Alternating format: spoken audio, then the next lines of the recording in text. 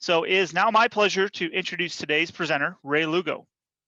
A little bit about Ray. He graduated with a telecom degree in the late 80s. He has worked for several organizations such as IBM, MCI WorldCom, and Metropolitan Fiber Systems, where he installed and maintained telecom systems and WAN circuits for their customer base. He has participated in many VoIP deployments, which led to working with and securing LANs. He then became a global knowledge instructor in 2001, where he delivers telecom, networking, and cybersecurity courses. Ray receives high marks from customers for his teaching style and product knowledge. So without further ado, Ray, I'm going to turn it over to you and you can begin the webinar. Very good. Thank you, Kevin. Good morning, everyone, or afternoon, or maybe even evening, depending where you're attending from. So today I will be presenting trends in cybersecurity. This actually comes from one of our courses that we offer in Global Knowledge. It's one of the module references from that course, which is our Cybersecurity Foundations. So what I'm going to be covering here is cybersecurity design constraints, cyber driving forces, how connected are you, how reliant on connectivity are you, identity management, cybersecurity standards, and obtaining training. So first up, we have cybersecurity design constraints. And, you know, the factor is that some organizations don't have the ideal IT or IT security solutions in place yet. You know, factors that could contribute to that as a constraint, budgeting may be a factor. What I always say about that budget factor, where organization may say, well, we don't have, you know, the budget per se to apply some kind of security measure at this time. But I always gotta say, you gotta think in the terms of, well, what if something occurs because you don't have the proper security implementation because you didn't think to invest in it at the moment? It was like a customer I used to have. There was a small, you know, small environment, small shop. But one day I get a call when I used to do field service. They couldn't, you know, make calls. That's how they expressed it. And I got there and, you know, like they kind of looked at me a little funny and such, because I think they left out important detail. Was they took me to the back where the phone equipment should have been, and it wasn't there anymore. It was literally pulled off the wall and stolen. Apparently someone broke in and stole the phone system. It was a small office, so it was a small system. But here's the thing, they didn't think and invest in an alarm system before that time. And, you know, after the fact, they go, well, I guess we got to install an alarm system here. And I say, you know, this is not covered by your service contract. Stolen equipment is not a service issue, right? So now it costs them having to, you know, reinvest in the equipment again, and now putting in an alarm at that time, which again, they had to pay for. But maybe had they thought, right? You always got to think worst case scenario. What if we don't do this? What can it cost us then? It could be more costly after the fact. So that's why I always tell people, you know, you got to consider that as well. What can it cost you if you don't put the right measures in at the moment because you know, had a budget, you refrain from doing it because of a budget issue. You always got to factor that in. You got to consider regulations as well. You know, a lot of data that organizations hold are regulated data. And regulations mandate that that data be well protected. A lot of consequences and penalties if it isn't. You know, it's one thing to say, well, we did it all. We put in all the technology, firewalls, intrusion detection systems. We kept our systems up to date. We have firewall solution, you know, antivirus. But we still was infiltrated and incidents still occur. You can't really be held accountable, but if some kind of negligence happens, or maybe lacking, you know, a specialty where the proper security measures weren't put in place to protect that data that's regulated, could lead to a lot of big fines and penalties, and that can be costly as well. And depending what type of organization, maybe a lot of unhappy customers, right? You didn't protect my data right, and you got breached, and now my PII, personally identified information, right, has been compromised. Technical capability is another factor. Well, you know, technology constantly keeps improving.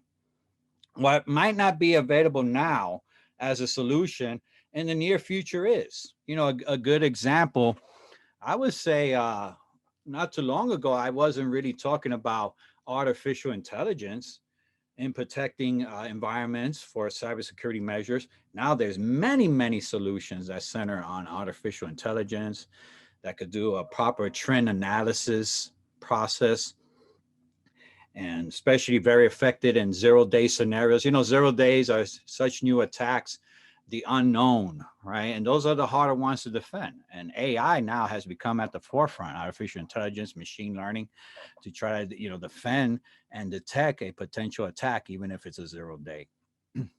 So, that factors in when it comes to technical capabilities.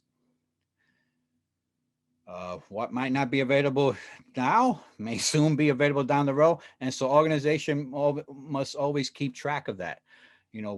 What is available now that we could possibly now implement in our environment to secure us even better. You have design capacities and limitations when it comes to material, equipment, capabilities, and the various process that need to be put in place. You have the staff capability factor there. A lot of organization, well, depends on the organization.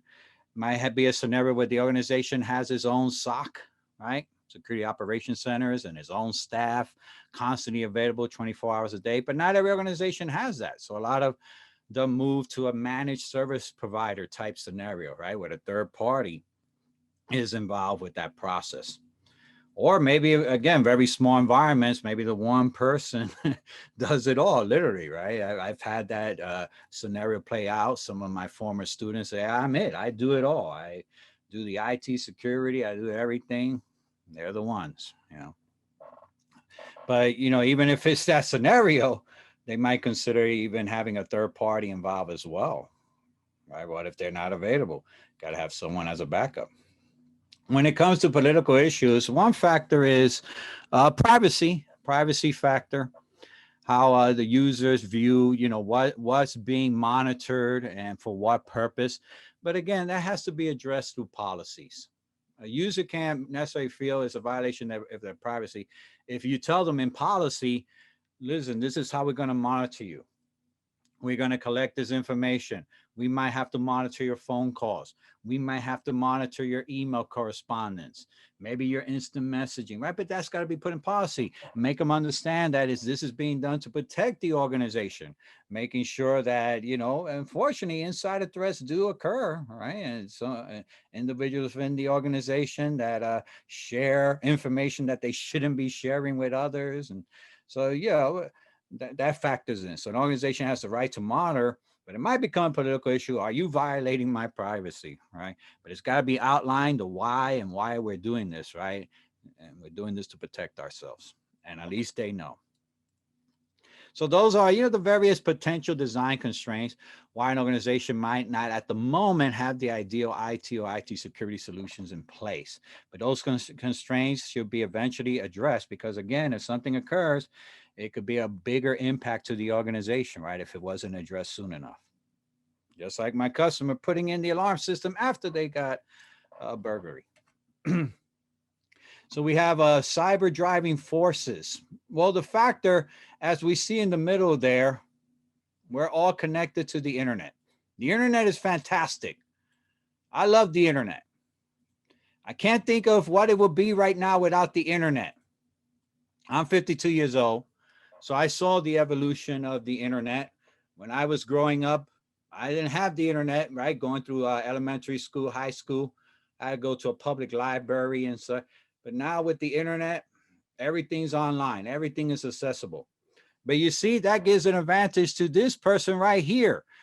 That person there, we call that the black hat, right? The black hat is always the malicious attacker. He happens to be wearing a hat in this picture. Probably more blue tint, but black hat. He's wearing a mask. That's not unusual nowadays, but they imply he's the bad guy there with the mask. But they're connected to the internet too. It's a public domain. It's a public environment. That's the factor. As people get more connected to the internet, the black hats are there also, unfortunately. And that becomes a potential pathway for them to reach out and perform their attacks. It's gotten to the point where a lot of cyber attacks, They don't even have to be in the same country of the organization they're attacking.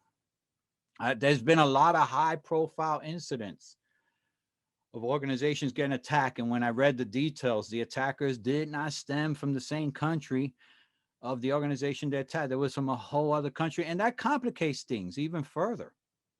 Because just like any crime, you try to bring the perpetrators in for prosecution. Well, it gets a little more complicated, even with the federal authorities involved, because usually at that point, it's at the federal level, goes across state and country boundaries. But even at that point, unless there's some kind of intercooperation between the countries, right? Some kind of Interpol scenario where the other country where the perpetrator stemmed from, they give it a priority too and say, yeah, we're going to, help you acquire them and extradite them for prosecution. That might not always happen. Some, unfortunately, a lot of cyber attacks I've read, and I've always wanted to follow up. Like, was anyone caught? Were they brought into trial? And a lot of them, like, no, they got away with it because. So that's an unfortunate advantage to the black hat. But even more so, that's why organizations have to be so diligent in protecting oneself. Because a lot of times, yes, even if you pinpoint the source, might not even be able to prosecute them. But you got to consider that. So that's why so many new technologies that we put at the edge of our networks to try to protect ourselves from the new next generation firewalls that have built-in intrusion detection systems, to maybe a web application firewalls fronting in, because that's a big target. Web servers. What organization doesn't put out a web server on the internet, right? Or you get an organization's web page, that's a web server running a web application. Many attacks have been done through that point. We call that the front end. And it's right on the internet, right? So that gives opportunities.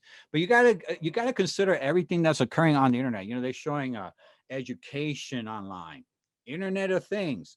How many people I already seen reports have the IP cameras for, and that's the ironic thing. Unfortunately, you got an IP camera at home. Why you put that? For security, right? You want to know if someone's in your intruding in your home, but then someone intrudes on that and breaks your privacy and comes right on in through the internet connectivity. And a lot of people don't know how to secure their IoT devices better. Like, they leave weak default settings and passwords and things like that. They don't do two-factor authentication or anything like that, right? So that creates good opportunities for the black hats, unfortunately. Social media has become a big avenue. I don't know how many times now I've seen people through social media spread things that are hoax and not true, or the fact that I saw one. Hey, you too could get a $200 Walmart card if you just follow this link and fill out this survey. I say, I guarantee you, no one, if anyone shares that, no one will ever see that $200 Walmart card. And the thing is, I clicked and saw it wanted addresses to mail the one. I said, oh boy, they're doing footprinting there. That's what they want. They want identity theft. They want your information, your phone number, your address. You just gave them a lot of information, and they're so much closer to identity theft when you do that. And trust me, you're never going to get that one card. So, all this happening through social media. On the top right, they show the real motive, right? Incentive, the real drivers that black hats will use: monetary gain. Usually that's their goal. If they could, like I say, if they could gather sensitive information, break into systems that have those sensitive information, credit card information, social security number, they could do social engineering right through the internet. Like, a lot of people receive, we call them phishing emails, an email that contains a link. And how many times people will just click that link? It's like almost embedded. If someone sees a link now, well, what is there to do but to click on it? You're not going to click a link. Well, they really shouldn't click that link, right? But all that's coming through the internet, and that's a big advantage to the black hat now. We got the mobile phone factor too. Everyone is constantly connected, and mobile devices makes that ideal. And black hats are using that platform too to attack, right, their victims. In regards to the mobile device, it says, do you ever not carry a cell phone? Nowadays, it's gotten to the point. Again, we constantly have to have these devices. I'll admit, on my end, if I left my home and I don't have my cell phone, and if I remember, soon enough, I might have already driven off a little, I'll turn back around and go back and get it. I don't know. It's just that feeling nowadays. Like, if I don't have my phone with me and something happens here, I get stranded with my car, what I'm going to do? I'm going to start walking and try to find a place to call for help. And so I'll turn around. And that's the fact. The black cats know this. They know that people are constantly with their phones. And that creates new avenues of opportunities, because the same thing. Now there's we call it smishing now. That's SMS, short message system, phishing. I've already gotten a few of those already. I don't know if anyone else has gotten the smishing type of thing. And the same thing is the same, instead of phishing with the PH, it's the smishing. That's right. They'll send you a message with a link. Yeah, they'll send you a message with a link and they want you to click on those links. That's what they want. I got an interesting one. I live in New Jersey, by the way. I was digging out 2 feet of snow, still dug out this morning. But I got one that said, in New Jersey, they have legalized marijuana. And if you want to know where you could get it, click here. Now, I wasn't interested in that topic to begin with, right? But it just so happens that that was a topic that came up in the voting process. And so, but they're already using it. They're using it to their advantage. They want you to, if someone's interested in that topic, click there, right? And we'll show you. But trust, I ain't click there. For one, I'm not interested. But I guarantee you, many people that got that message, oh yeah, okay, let me click here. Well, that's going to lead you right to the attack. That's what they want you to do, right? And it's all through phones now, because everyone constantly have it. It's happening with trusted. Yes, absolutely. You're right.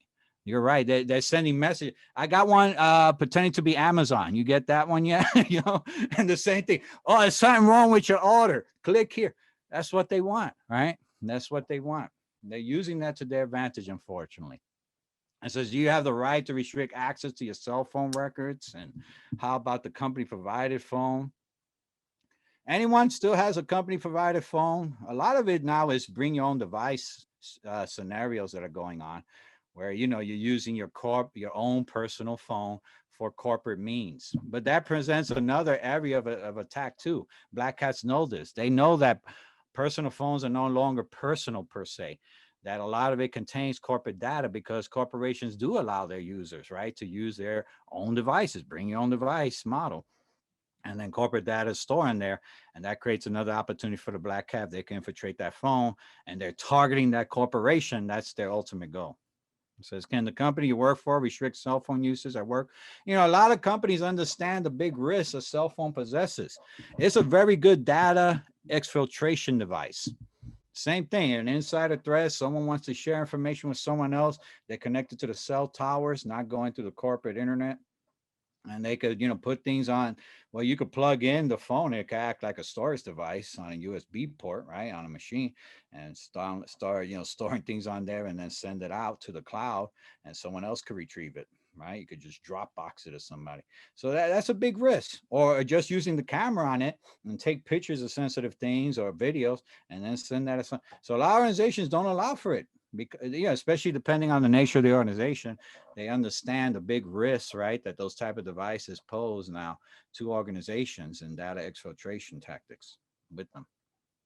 Or if the device is attached to the corporate network and it receives a malware, because mobile phones could get malware. It's firmware that's running, it's software. Anything that runs software could get a malware, and that could be the pivot point, right, for the black cat to pivot from that device to other devices once it's attached to the corporate network. Well, honestly, they sell a lot of apps now that are made to protect the mobile devices. So you could download apps and install them, because how would you know, right? Unless you have something checking. And that just, similar to your PC. How do you know there's a malware in your PC? Your anti-malware solution hopefully alerts you, right? Say, hey, I detected this malware alert. Well, if you don't have something like that on your phone helping you on that side, you probably won't realize that your phone has already. And to be honest, a lot of times people don't have protection on that end. I do. I keep anti-malware. I'm running on my Android. I have an Android, and I keep anti-malware running on it for that purpose, because they could absolutely get a malware, and you might not be the wiser and not even know. It might be acting perfectly normal. But then in the background it's running, right? So yeah, you got to consider that. There's a lot of apps for that, a lot of legitimate ones, right? From a lot of, well-known names, McAfee's and things like that. And you can install them and have that layer of knowledge if something is going on the phone side. You need to do that for yourselves. Oh. The next reference is social media. Like I said, social media has become that avenue now. And Black Hat, let me tell you, if a Black Hat wants to target an organization, they're going to use social media to their advantage, because a lot of times people don't necessarily filter their profiles enough. And what I mean by that is they'll put who they work for and what they do. And if I'm a Black Hat and I'm looking to target an organization, I'm going to home in on that. I'm going to home in on the people who work for that organization that I'm looking to target that are on social media. And I'm going to try to make contact with them. Because once they start making contact with them, they could strike up casual conversations, right? They could say, hey, I see you work for such and such doing this. Well, I do this too. I'm in IT also. And, do you do this and use these systems? But that's called footprinting. The term footprinting is gathering information on the target. And that's one of the things that Black Hats would do right up front. That's part of the, attack phase. That's early on. They got to do reconnaissance. And so they're homing in. I think of, like LinkedIn, and I'm not knocking LinkedIn, but that's a perfect avenue. If I'm going to look for someone that works for an organization and they don't make their profile private, I'm going to go to LinkedIn. There's tools that will crawl through LinkedIn. And you can put global knowledge, and here's who works for global knowledge, right? And I'll come up, and then they'll try to make contact with me, right? If they're looking to infiltrate global knowledge. But yeah, that becomes an avenue now. Or just in general, not necessarily just organization, individuals too have been coerced to doing things. Says from an education perspective, what would be a good certification pass you recommend bootcamp? Well, I'm going to give listings of courses at the end there, Raphael. So you'll see, my recommendation in that regard, pathways to certifications and such, if that's your intent. I'll give that information towards the end of these slides. Okay. Now we got the IoT factor, Internet of Things. Like I said earlier, you're welcome. Everything is IP based now. There's nothing. Do you know that there's toasters that connect to the IP network? They sell them on Amazon. You could monitor your toast from your bed, and it's all. But here's the thing, the IoT has become another area that the Black Hats are homing in on greatly. Your TV could be watching you. Literally. I got these smart TVs. There was a demonstration I saw. It was a white hat. White hat means the ethical hackers. The ethical hackers hack things just like the Black Hat will, but for ethical reasons, right? To prove a point. Say, look, if I could attack you this way, so can they. Well, I saw a demonstration where he activated a smart TV Skype app, and he put it in a mode where it activated the camera that was built into the TV, but you couldn't tell it was active. And so the TV was watching you. And the person interviewing, what can I do for that? Well, if you're not going to use the Skype app, you're not going to use the camera, put a tape over that camera, just in case. I remember it's funny when I first got IP cameras in my home, for security, like I was saying earlier. And I would travel a lot when I was traveling. I haven't traveled for a while, but I would, every so often just go in to look. And then my cameras was facing a different way. And I was like, what is going on? Why my cameras not facing where I could see things? They're facing the other way. And I would reorientate them because I could control them remotely. But then it kept happening. And I was like, what, are they resetting on me? Well, it turns out it was my son doing it. My son didn't trust who was connecting to the cameras and looking. Like, I was like, son, it should only be me. Trust me. So he was pushing them the other way every time he would enter a room. I was like, oh, son, don't do that. That's for our security. You're pretty much messing up my security, man. But he even understood that, hey, Dad, couldn't someone hack into this and be watching me in this? And I said, yes, son. But your dad knows these things, and I took measures to protect us. I didn't do weak passwords, son. I did multi-factor, and when we got a firewall at home that I set up, I said, don't worry, son, I got us protected, right? But don't please turn the cameras on me. But those create avenues, and this has happened. The IoT device has already been used for. In 2016, there was an attack. It was to an organization. You could look it up in Google. They're called DYN, DYN. They provide domain names services for the internet for a lot of major websites. And this happened back in October 2016. They were attacked. And the thing is, when they were attacked, because they provide domain name resolution, name resolution for the internet for many websites, not all, but many. When they couldn't provide that service, it was a DDoS attack. We call those distributed denial service attacks. But what committed the DDoS was interesting. It was Internet of Things devices, in particular, IoT. It was committed by Variety malware that infiltrated IoT devices and told them to flood DNS requests to the DIN site over and over again, to the point where it couldn't handle the regular name resolution traffic. And a lot of people thought websites went down, but it wasn't the websites that were down. It was the name resolution that was attacked by IoT devices, right? You look it up, 2016 this happened. But that just goes to show you, this has become a new avenue. And a lot of organizations use IoT devices in their environment. But of course, on the individual personal level, a lot of people have smart homes, right? Who's using smart home technology? Anyone? I mean, I admit I have it. I have my Ring doorbells. I have my cameras. I have my thermostats I could control. That's all IoT at this point. There you go. That's all connected. That's Alexa. And, it's all connected now and creates possibilities, especially if they're not well secure. Never leave default weak settings. A lot of people do that.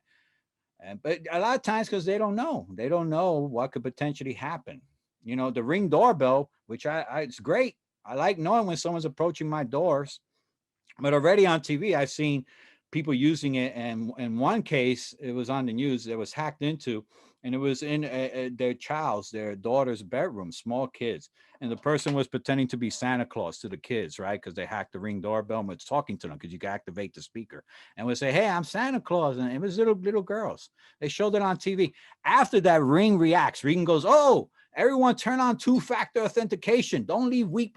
But that was after the fact. Like, they weren't proactive to try to help their customers know how to secure yourself better. And so that had to happen, and it became all the news. They ain't like that advertisement. And then they started telling, because I remember I got a push notice that said, "Hey, if you haven't turned on your two-factor, turn it on in your Ring," because I'm a Ring owner. But I had done that already. I've been doing that because I understand, right? It's important. If you got something talking out to the internet, like your thermostat, you got to secure it thoroughly. If not, they could become a pathway, right, where someone could intrude on your home network, or if it's in the corporation, your corporate network. IP6 can give you everything in your home in the near future, an IP address to get connected, internet. Yeah. And Hector, IP6 is considered more secure right away than IP4, because within IP6, there's IP security built into it. IPsec protects the IP packets through encryption and integrity with hashing. So it's a good move to IP version 6. A lot of people haven't done it yet, because in my personal opinion, is not based on any study I've done, but IP6 is hexadecimal instead of decimal, like IP. And so people probably not used to looking at hexadecimal, like what is that A, B, C, D, E, and E, F I'm looking at. But it's more secure, immediately more secure than IP version 4. And organizations should consider migrating to it for that factor too. Okay, here's another area that Black Hats would love to attack: the industrial control systems, the supervisory control and data acquisition systems. Anyone come from that environment by chance? They mentioned electrical grids, water supplies, pipelines. Unfortunately, this becomes now another focus to the Black Hat too. And anyone from those organizations, well, a lot of it, there's been a lot of standards developed. They follow NIST standards and such to protect those environments.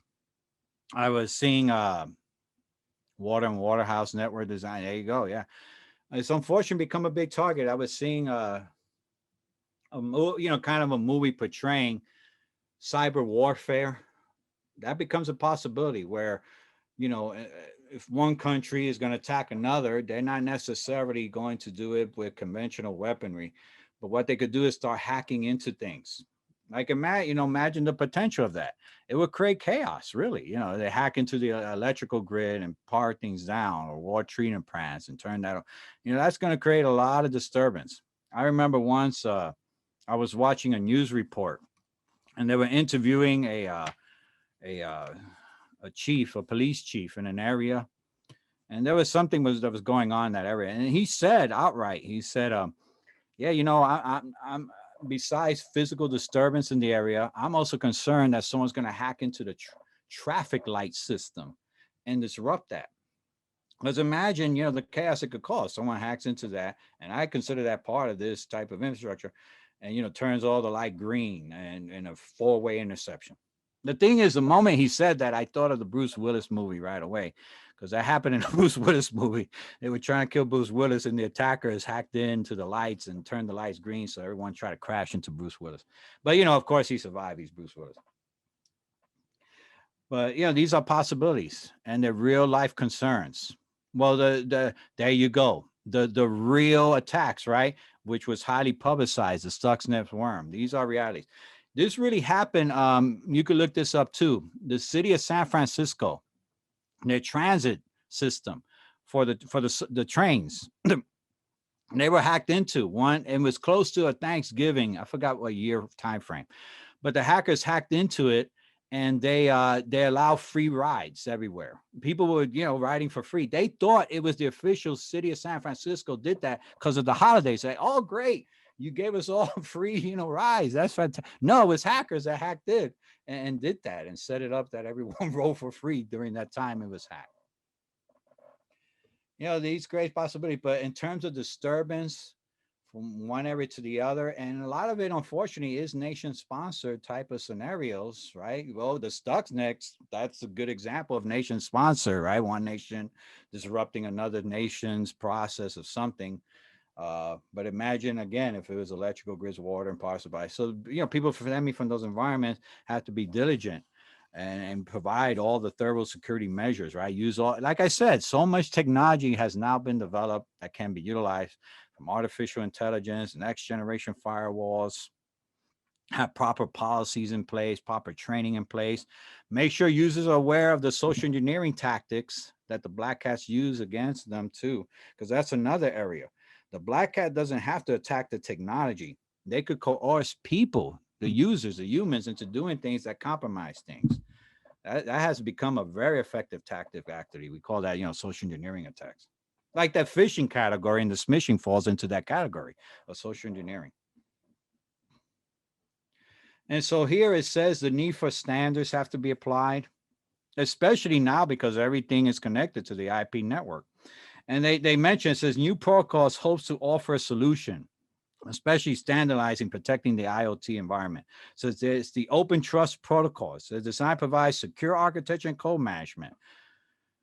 When they say code management, these IoT devices, they're running firmware. And I teach, various classes. One class I teach is called CA, Certified Ethical Hacker. And they mention so many tools in that class, hundreds and hundreds of tools throughout the week. And there's tools that emphasize IoT now and go in to corrupt the firmware, because once they could take over the firmware level, they could pretty much make that device do whatever they want. I'm talking about the attackers, right? And so, but that's the point, these standards that are coming out now, so that the developers that are developing these devices, especially the software running on them, follow these standards for security. It's like anything, any software could have a vulnerability. Vulnerabilities constantly happen. And unfortunately, a lot of times the Black Hats have, they have high skill set to the point where they could easily be software developers themselves. And so they have the ability to go in and find these vulnerabilities themselves. It's not like they have to wait until the vulnerability is announced. When I say wait until vulnerability is announced, when vulnerabilities are officially identified, there's a corporation, they're called MITRE, and they develop, anyone's ever heard of MITRE? They develop the Common Vulnerability Exposure Reference. And there's a database that anyone could reference. It's open to the public. You could go to National Vulnerability Database.NIT's website, and they'll bring you right to the National Vulnerability Database. There's all the CVEs. There's other websites besides that. But the point is, once vulnerabilities are identified, they're expressed to the CVEs, and even they give you they call it CVSS score, potential impact, and what could happen. And so those are the known vulnerabilities. But attackers will use that to their advantage too. So imagine the attackers now have an awareness that there's a vulnerability. Anyone recall the large Equifax breach that happened several years ago? That was a really, really big one, right? And it happened several years ago. Excuse me for a second here. And the reason I bring them up is because you know what led to that breach ultimately was a vulnerability that was known. It was a known vulnerability, actually. It was a CVE out on Apache struts. And the resolution was an update. Had they done the update, and for some reason they didn't do the update. So that was the advantage of the black hats, use that and exploit it. And it led to the breach of 140 something million US citizens PII. But then Canada was involved too. And so I think, believe British citizens also. I mean, it was a big breach for its time. And all because of vulnerability that wasn't addressed. And so that's an advantage to the black hat. Yeah. Yeah. You consider we only have about 300 million, right? So 100, that's half the US population. And it was all because of vulnerability that wasn't addressed. But that's the known ones. Remember, unfortunately, you have the 0-day side too. Remember, the 0-day is the unknown, right? Remember, I used that term 0-day. The 0-day is the unknown. But like I said, newer technologies are available to try to address the 0-day, from artificial intelligence to machine learning and so forth. Pen testing is important as well. You know, if you could hack yourself, guess what? Or exploit a vulnerability that you find first. Well, so can the black hat, right? Now we go, new technologies is a factor as they develop. But again, these new technologies, everything is becoming IP based. Everything is attached to the network. And a lot of times it's not just the local network, then it extends it to the WAN. You know, when I say the WAN side, think the internet. The internet is the world's largest wide area network. And that extends the black hat's reach as well. Like right now, because of COVID, so many organizations, like schools and such, they went remote learning and they started using Zoom, and many organizations using, and other platforms, net meeting or whatever they use, Teams. And on the Zoom side, I already heard of the thing, Zoom bombing, and but because again, you got to protect things well, right? Yeah, like in these Zoom meetings, you could put like this one is a public webinar, so whoever come on in. But like in my class, it would be weird. Someone just pops up that's not in the class roster. I'll be like, what is this? Why? And that was happening because organizations weren't password protecting the sessions and stuff. And if all it took was someone identifying the meeting and then they were in. But there's measures to protect oneself, and that's the point. You got to take those measures, right? As all these new technologies are being used, you got to look at the big picture and say, what can someone do with this new technology, right, to affect us? If it's attached to the IP network, they could do a lot.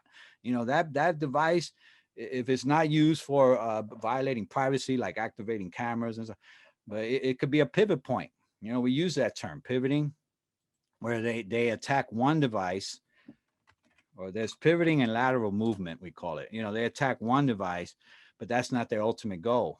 The ultimate goal is that device is attached to the IP network, where their ultimate target is also attached to. There was give you for instance, there was a casino. I'm not going to mention names, but they had fish tanks that attached, kind of going back to the IoT, that were attached to the IP network. And do you know that black hats figured that out?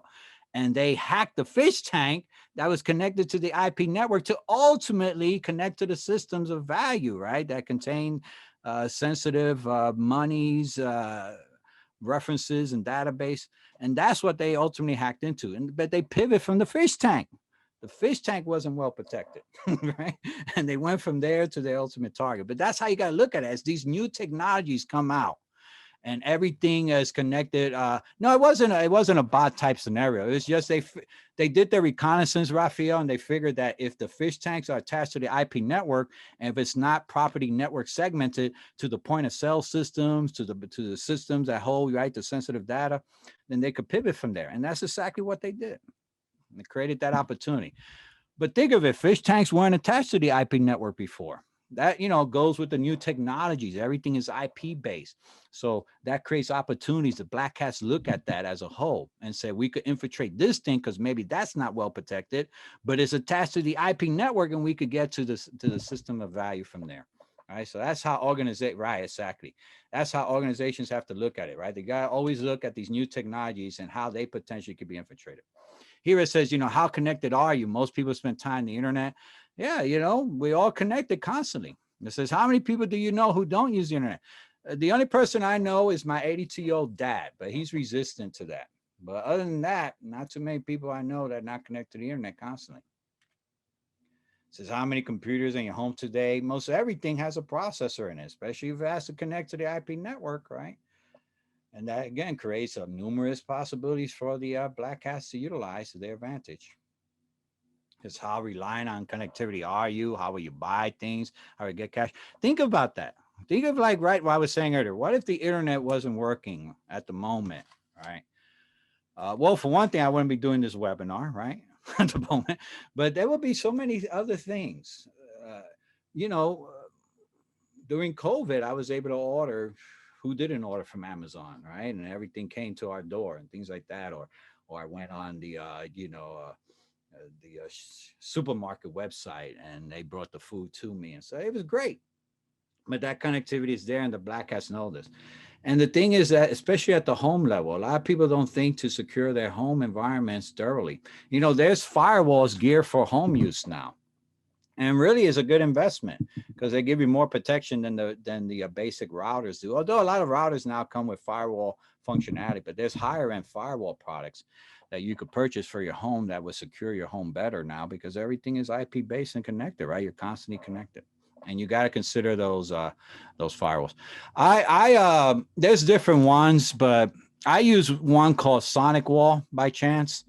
It's a little more pricey, but honestly, you could go on Amazon and just search home firewalls, and they'll come up with a whole list of them and different vendors.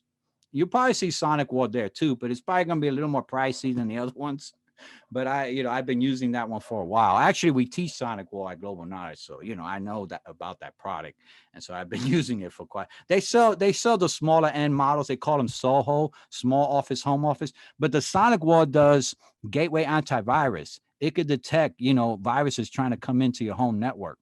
So yeah, that too, right? Endpoint security solutions. So yeah, there's a lot of new solutions that you could utilize now, and you have to think at that level, even at the home level at this point. Identity management is important as well. From federated identity, biometrics being used, smart cards, password management. Password management is great.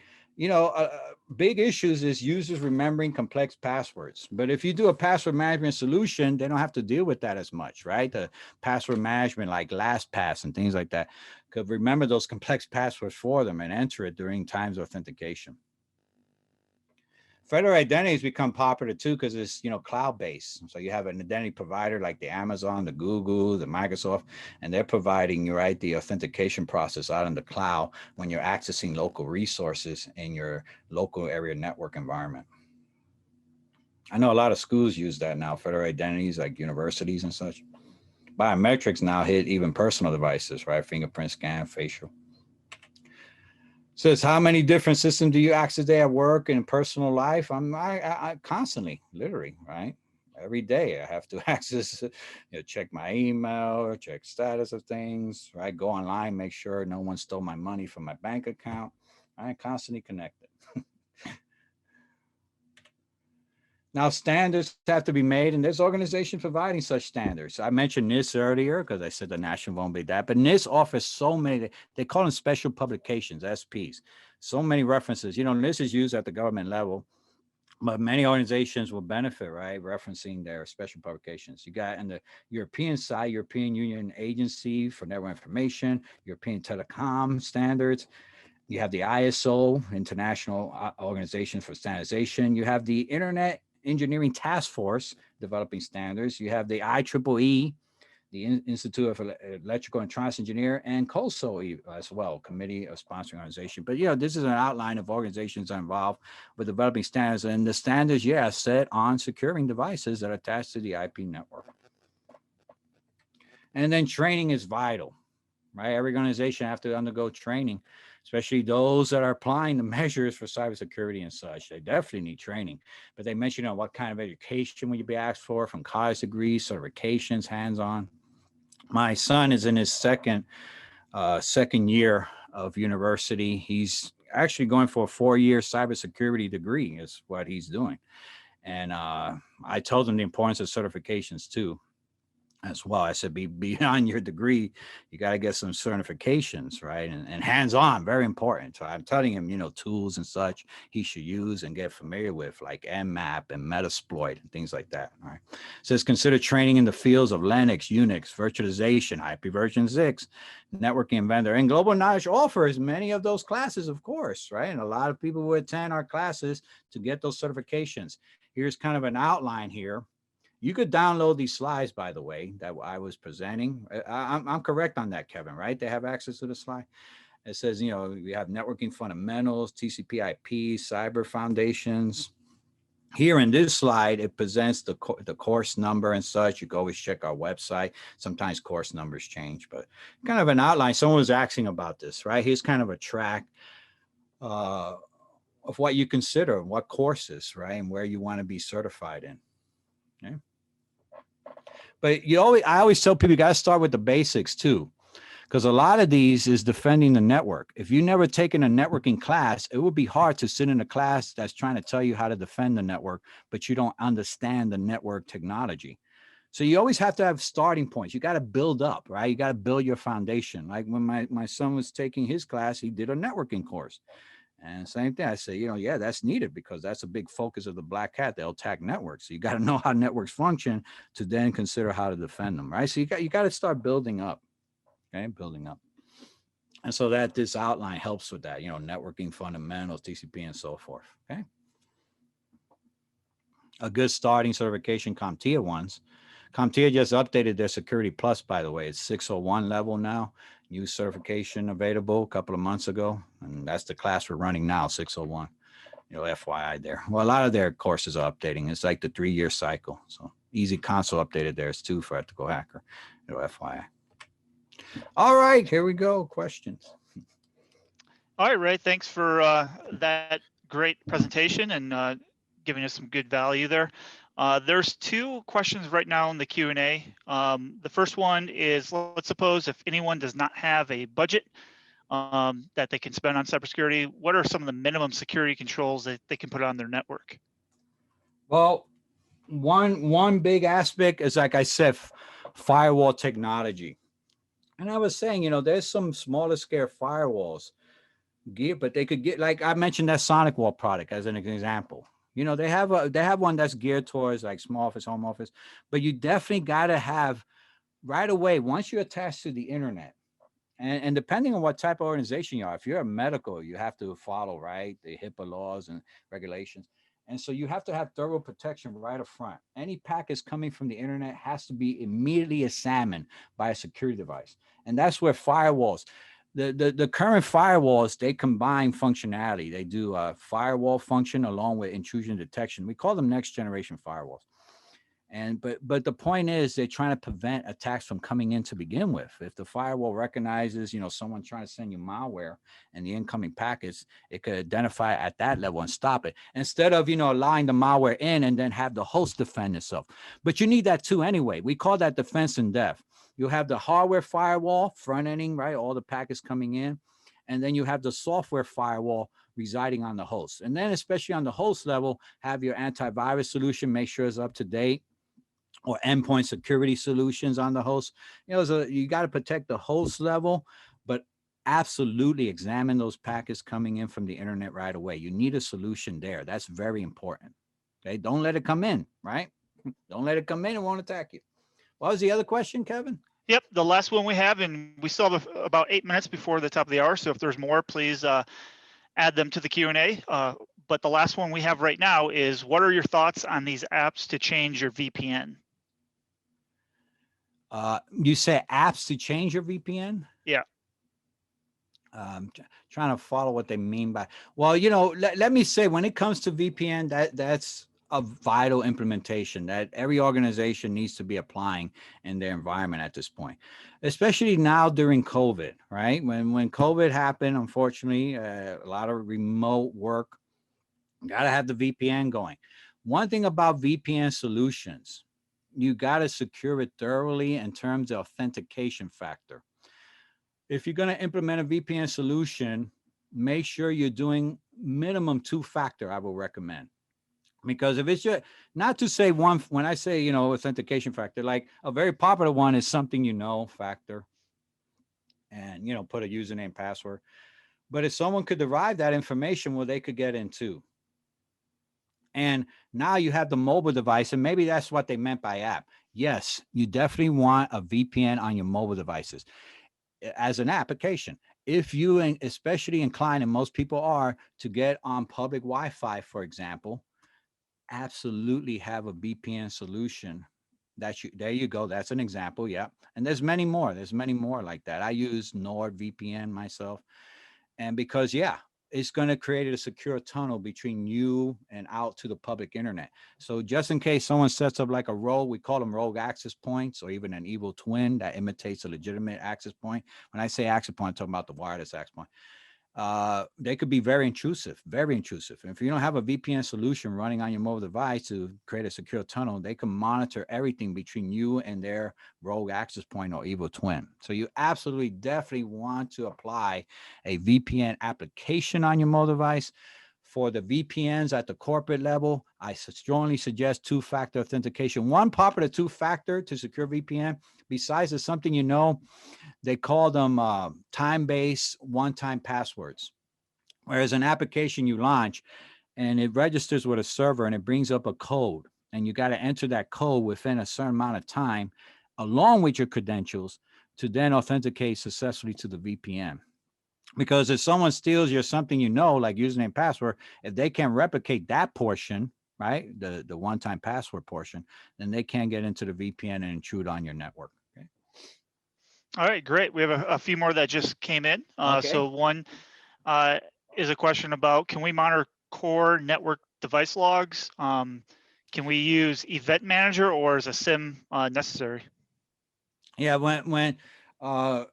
when it comes to monitoring, there's like if you have the devices, your routers, your switches, there's a few like SFlow and NetFlow, to name a few, to help you monitor the packets and especially give you indications of packets of interest that might be indicators of compromise. And now that's, you could do that from the switch level, from the router levels.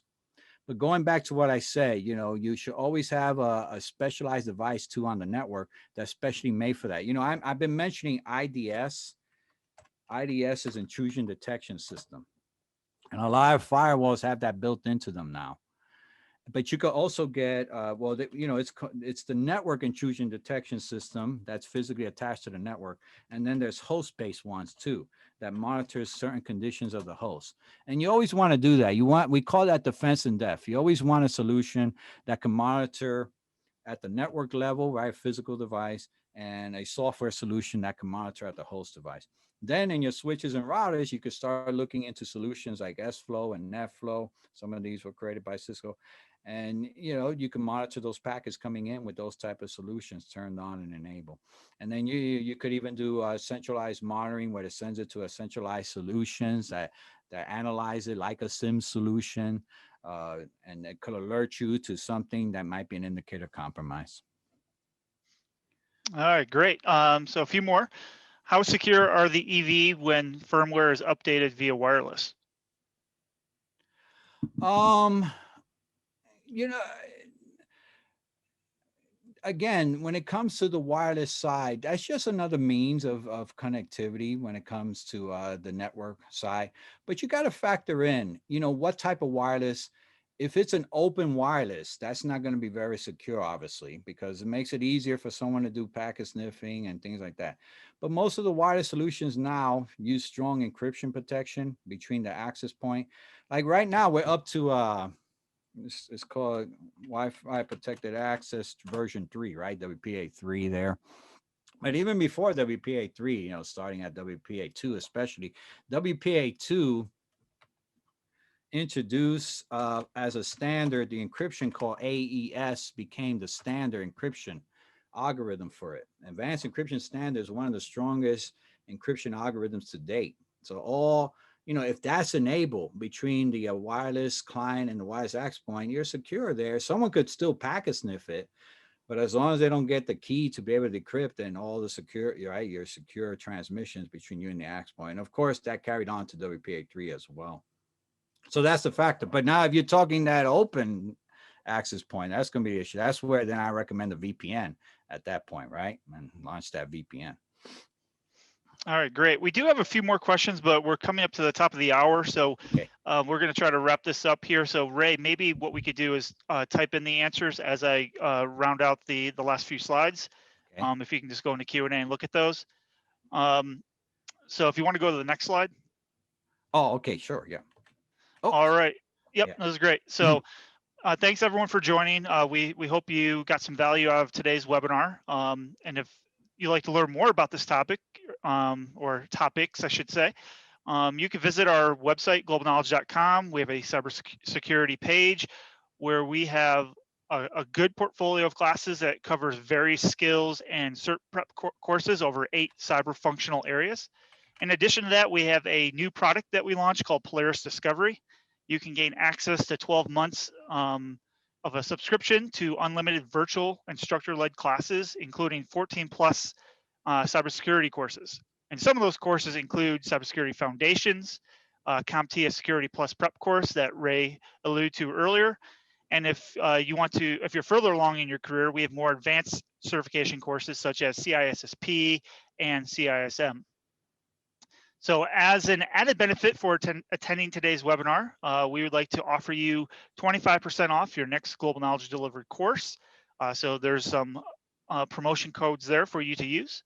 So please either type that into the website when you enroll or contact your Global Knowledge account manager and they will take care of the discount.